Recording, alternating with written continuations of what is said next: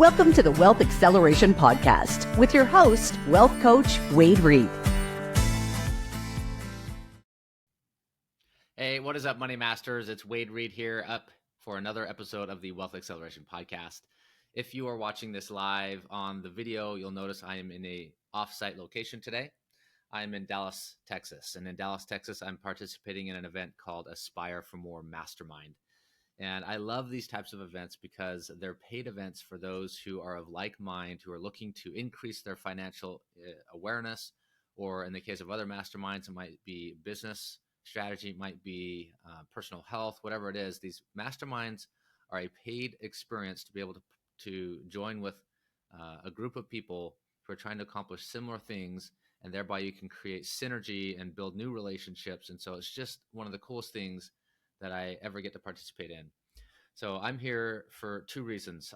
Number one, am a provider of services, right? I get to train and educate people about money.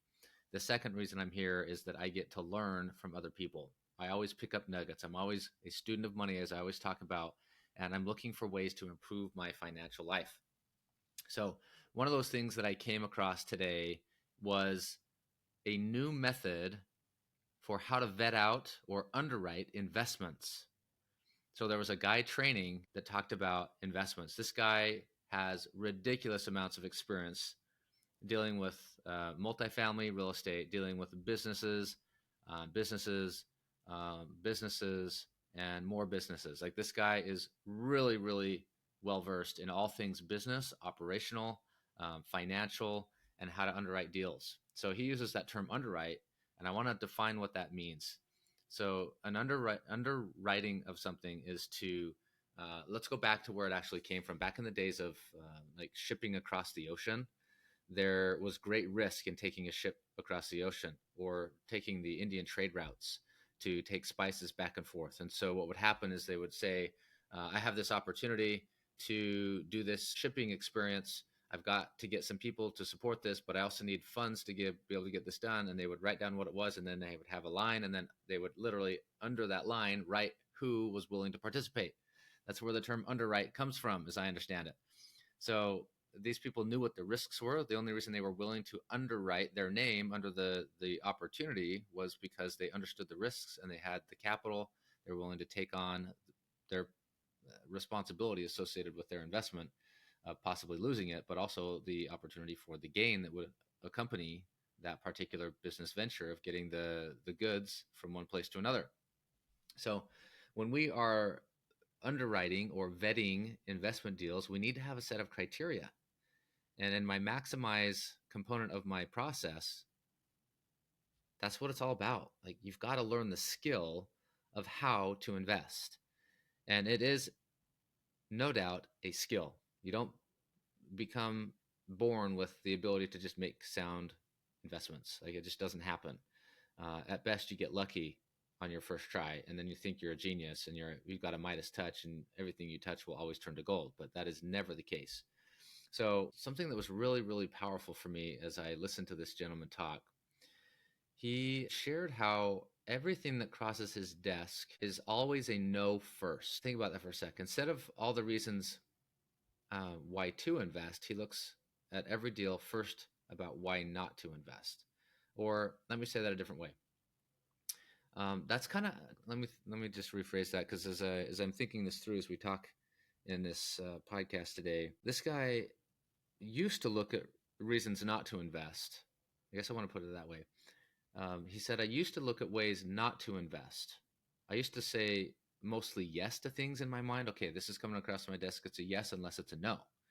And so he would look for all the reasons why not to invest. But now he looks at it in the context of, I'm not investing in anything unless it proves itself through my underwriting or vetting process that it's a yes. And I really, really like that perspective. I think most of us who are newer to investing, if you're listening to this, you may have done a couple of things. You've probably been in the stock market. You maybe have touched on cryptocurrency. Maybe you've owned a house, or maybe even a rental property. Maybe you've owned or run a business. Most of you have probably not bought and sold businesses, probably not bought and sold many properties. Some of you maybe have, but you'll notice that it takes experience. And so the risk of an investment is primarily and first in the investor more than the investment.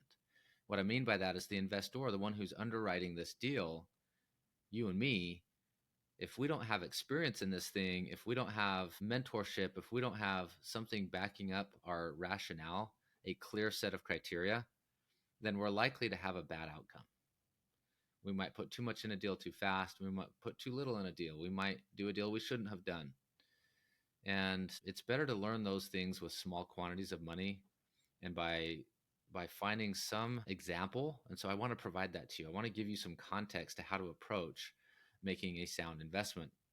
And I really liked this guy's, I'm going to give you his name. His name's Eddie. And I've got some notes here, and I want to share with you what Eddie's 5 steps to underwriting investments include. And I may be able to go into some depth, but I want to give you the 5 bullet points first. So when Eddie looks to underwrite a deal, the first thing that we're looking for is what's called industry research. And industry research is identifying what is the company that's seeking financing from me, what industry are they in? So I had one come across my desk a few days ago, and this is in the beverage industry. So it is a drink that is considering coming to market that hasn't been tested yet. It's got a particular unique value proposition that it thinks it can find a niche within the beverage industry. So we then need to go look at what the financials are of that industry. So that's number 2. What's the industry? What is the financial status of the company within that industry? What's the total market of that industry? For example, is it doing $1 billion a year? And how many other players in the beverage industry, and what percentage do those players already have of the total market, sometimes called the total addressable market? Is the industry expanding? Is it contracting? Does one particular player have the majority of the market share? And so you see that by looking at the financials. You can also, when looking at financials, find out what the operational history is. What are the fixed versus variable expenses? What are the costs of employment? What are the costs of goods that you have to sell? What is the R&D or research and development costs? What stage of the business is it in? So many valuable things are found in the financials that we have to become well-versed in understanding how to read those financials. So if you haven't done so yet, I put together a really basic foundational course called Personal Finance Essentials that talks about what those reports are, what's in them, and what the basics are of understanding them. Once you've gone through that, then you can start to look at your own financials and create your own financials and have a better idea of how to read them. And then you can practice reading other publicly traded or privately held companies if they're investments like the one I'm talking about. So the financial piece was harped on by this guy as a tool to get the most information about saying no to a deal, or on the flip side, finding a reason to say yes.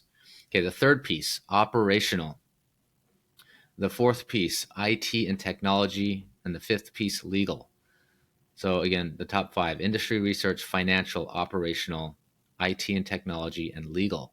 So I want to touch a little bit more on some of these things. When we're talking about industry research, we also want to get into things like the positioning of the company within the market that's available. Like, what is their particular niche that they can fill? What is a problem that they're solving that has not been solved efficiently yet? Or maybe there's somebody who's already in that space who's starting to struggle because they haven't been managing things well, and you're going to take over market share. Like, these are business things that you get to think about. Find out what their working capital cycle looks like. So these are kind of business jargon terms. Working capital is the money that's needed to pay the bills for a business. It's like sometimes called overhead. The money that's used to pay for employees, it's paid for keeping the lights on, doing some marketing, paying personnel to make phone calls, to do shipping, and run the manufacturing facility, all that stuff. What is their debt to equity cycle? Meaning, if they've borrowed money, how quickly does that borrowed money become asset of the product that you're selling, and then therefore equity in the company? How quickly are we turning that over? And a number of other financial metrics can be analyzed.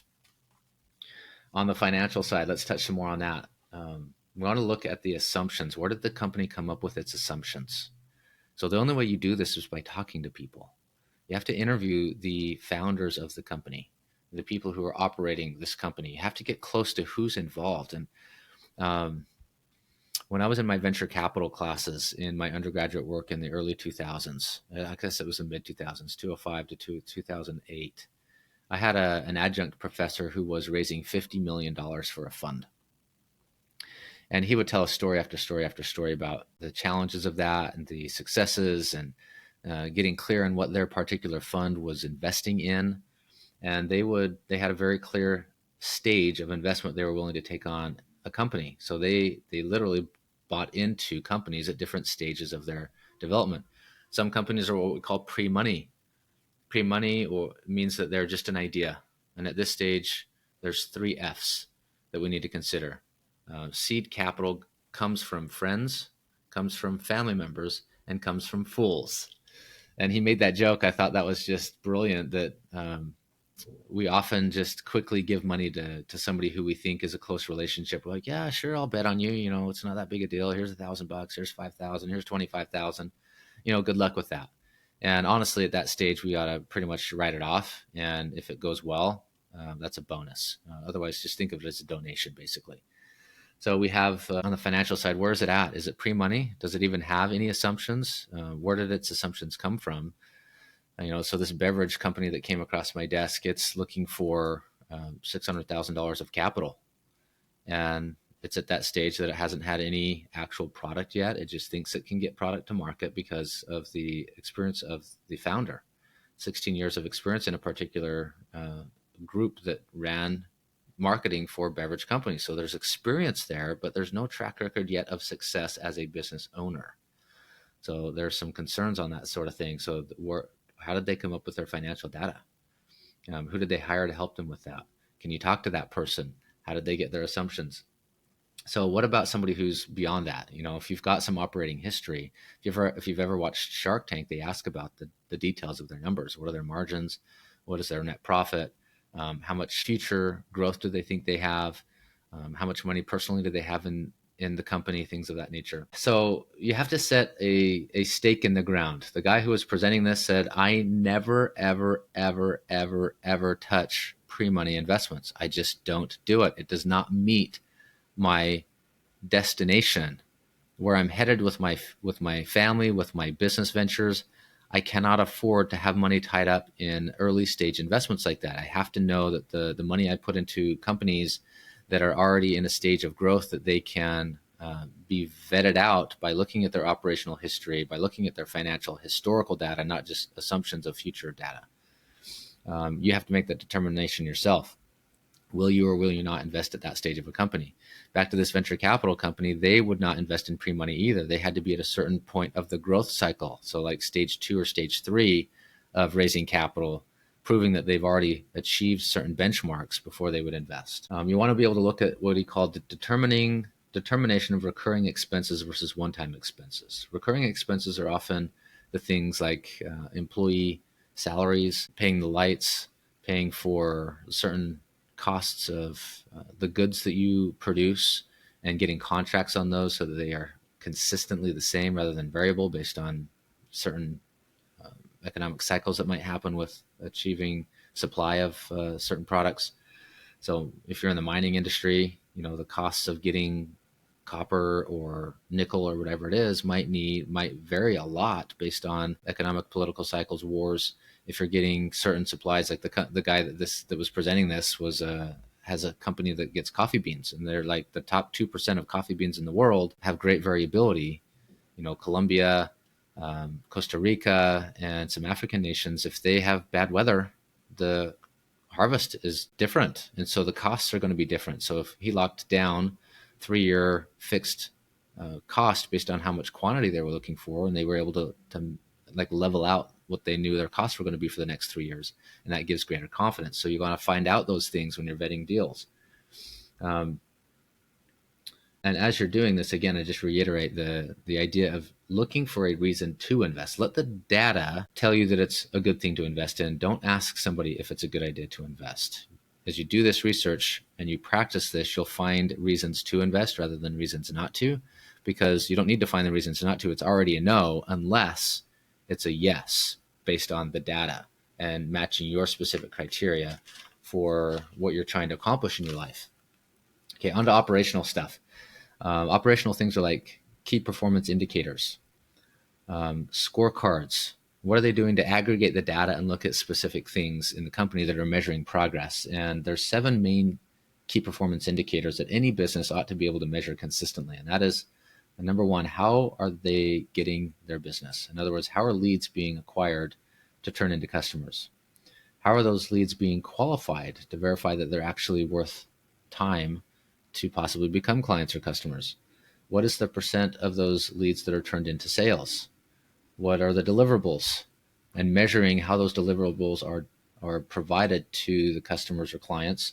How long does it take for a service, for example, measuring how long it takes for a service to be delivered to a client. And then, of course, measuring customer satisfaction. Is the service being delivered actually done in a way that people are liking it and their problem is actually being solved? And then how profitable? And that comes from the financial data. So we want to see uptrends in those things. We want to see consistent customer service. If you get a bad reputation early on in the company, it's really hard to overcome. So you got to see what's going on there. You want to be able to see the organization chart of the company. Organization chart has to do with who's the CEO, who's the CFO, who's the CMO, who reports to whom, how is the management structure set up, is there too much layers of bureaucracy in it, is it too flat? You can learn a lot from seeing how a company is organized and where the inefficiencies might exist. Things like workload indicators. Workload indicators are things like looking at the team that you have, what their capacity is to support a current number of clients. And if you're planning to grow your company, can the team that you have, how much growth can they sustain? Are they using 50% of their capacity right now, 75% of their capacity? Are they at basically full capacity right now and you'll have to hire to get to that next level? So you got to find out what the workload capacity is that's being used up presently by the team. The next section, IT and technology. Looking at, you can imagine what that is, right? But I'll summarize it here. Websites and social media presence. This goes back to that sort of reputational thing. Is there a presence online and what does it look like? Do people like the company? Do they not? What is this usage of software and the costs associated with that? And this, I honestly personally haven't spent much time thinking about this, but Eddie has spent a significant amount of time. Like, this is his specialty in life, is vetting companies, underwriting them. And he said there's often massive waste of money in software. And the reason for that is, at one level, you only need one tiny piece of software. But as things grow, suddenly you need to add another piece and another piece and another piece and another piece. And suddenly you've got 5, 6, 7 different pieces of software that you're paying for. And you have a per person fee for that software. And it doesn't all talk to one another. And so you've got inefficiencies now in how these different software platforms are being utilized. And so you'll see lots of signs about where money can be found to make the company more profitable by improving how they're using software platforms. Another piece here, proprietary software. If the company has had to develop its own software platform to manage its business, and you're going to take over that company or be an owner in that company, what is going to happen with that software? Has it become antiquated, meaning the platforms that it was built upon are no longer as useful as they were? Would you have to rebuild that same software in a new platform? And what's that cost going to be? So this is one of the ways when you're negotiating to buy into a company, you can find a discount. And it's also one of the ways if you're an owner of a company offering an investment, you can show a positive, like, hey, we have proprietary software that's unique to us that others don't have, that makes us more efficient with our company. But when you are vetting to buy into a company, the most important thing is what is the cost associated with having to rebuild that if it needed to be redone. Okay, if there are financial or medical industry, HIPAA compliance, cybersecurity, like there's really major situations if it happens to be in the financial or medical space, and making sure you vet out what the cybersecurity outlook is for that company, how they're handling that, what the compliance issues are with that company. Okay, and the last piece, legal. Legal has to do with how the corporate structure is set up. Is it an S corp? Is it a C corp? Is it a partnership? And who are the principals? Principals are owners. Who are the people who are legally listed as parties who have a right to negotiate And he said he's come across deals where he thought he was working with a legitimate representative of a company. And after the deal was signed, turns out that there was another party involved, and lawsuits have come about because of not having the correct parties involved in the transaction. And this is something I have not had personal experience with yet, but I thought was a fascinating and disheartening in a way circumstance, because it ties up money, it ties up lots of dollars in legal costs to fight it. But that's just part of the game. These are the rules of the game. If you're going to participate in business, if you're going to participate in buying into businesses, buying businesses outright, then understanding these 5 factors, and particularly being willing to pay some extra cost to have legal counsel verify that the transaction is a legitimate transaction, one that can be done by the parties who are involved in the negotiation. So hiring, in fact, I had a chance last night to meet with somebody who's in that kind of private investigation space, doing background checks. There are companies you can hire to do these sorts of background checks, and kind of like what we do when we buy real estate. Anytime you've done a real estate transaction, if you've done that, there's a title search. That title search is to verify that it's a legitimate transaction, that the legal title is held by the person who's representing the sale of the transaction. Same thing can happen for businesses. Very, very important.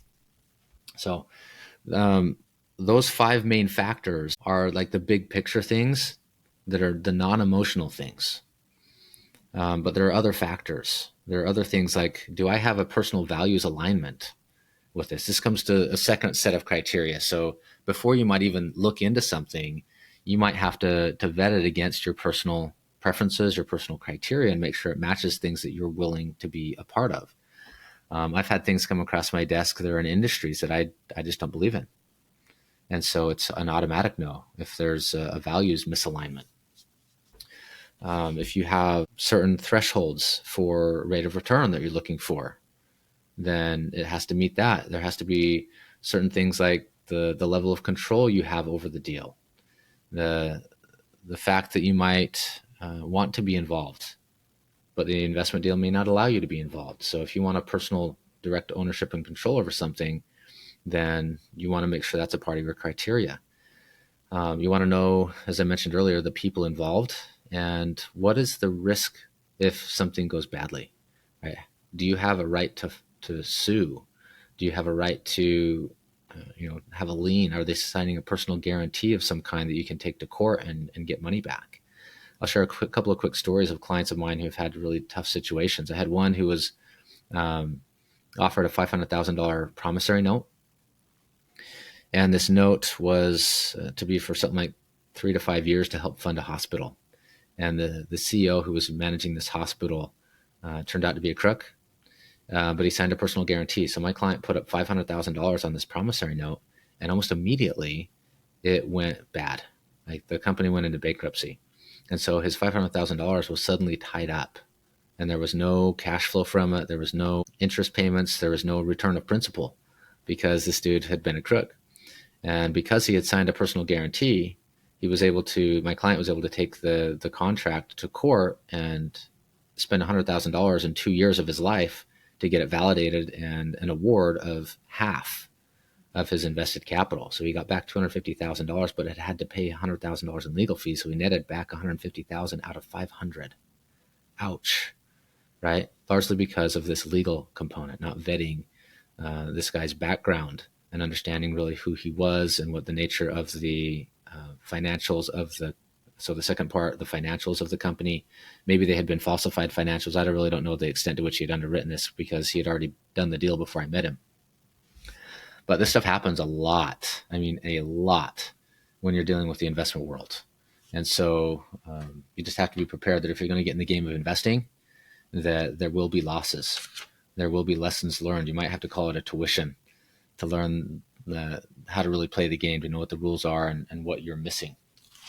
All right, so we'll wrap it there today, guys. Wanted to share some great insights about how to properly underwrite or vet investments. And we'll talk to you in the next one. Thanks for tuning in to the Wealth Acceleration Podcast. We hope the insights from today's episode help you streamline your finances and grow your wealth stress-free. For show notes from today's episode and more tips on creating a comprehensive wealth building plan, visit moneymasterycoaching.com. Remember, financial freedom is attainable. Until next time, keep accelerating towards your goals. See you on the next episode.